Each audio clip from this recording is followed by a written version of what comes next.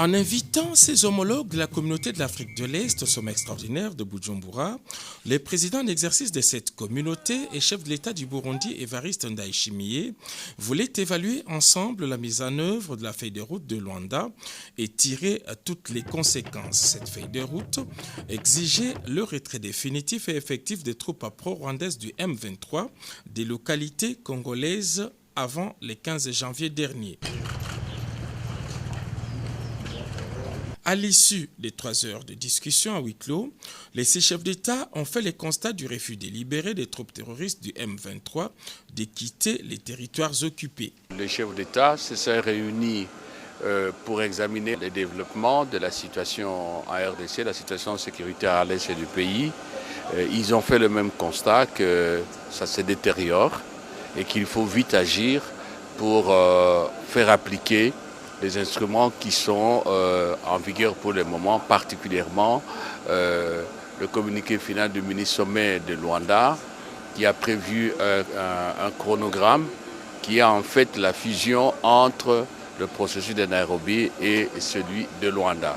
Et ils ont insisté particulièrement sur la nécessité de la cessation des hostilités, particulièrement du côté du M23 et son retrait, comme convenu, de manière que des Congolais qui sont des déplacés de guerre reviennent à leur domicile. Évidemment, de manière générale, ils ont encouragé le président Tshisekedi de continuer avec le dialogue politique qu'il a initié à travers les consultations. Et évidemment, le président leur a donné des assurances qu'il est ouvert à tout le monde, tous les groupes armés, c'est son travail. Et tout le monde a reconnu à l'unanimité que toutes les recommandations, toutes les programmations qui ont été faites, que ce soit dans le cadre du processus de Nairobi ou de celui de Luanda, plus particulièrement le communiqué du 23 novembre de l'année dernière, que tout cela n'a pas été exécuté. Le M23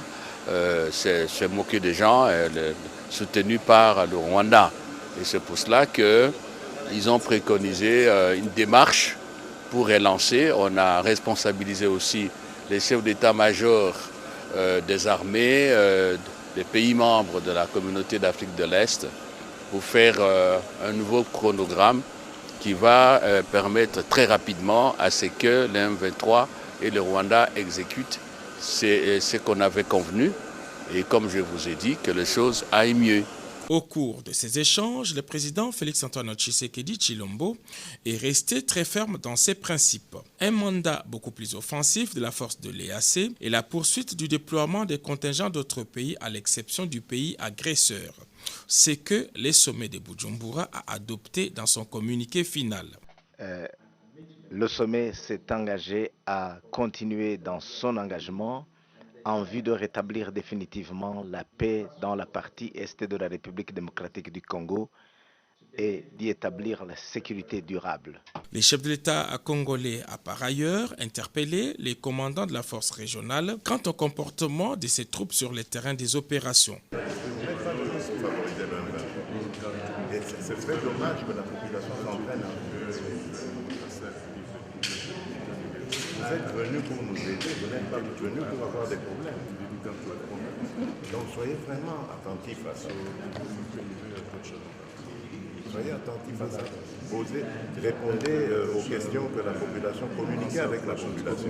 Les 6 chefs d'État ont levé l'option d'une réunion des chefs d'état-major des armées de l'EAC dans une semaine, bien avant une réunion plus élargie pour une double évaluation des processus de Luanda et de Nairobi dans la 2e quinzaine de ce mois à Addis Abeba.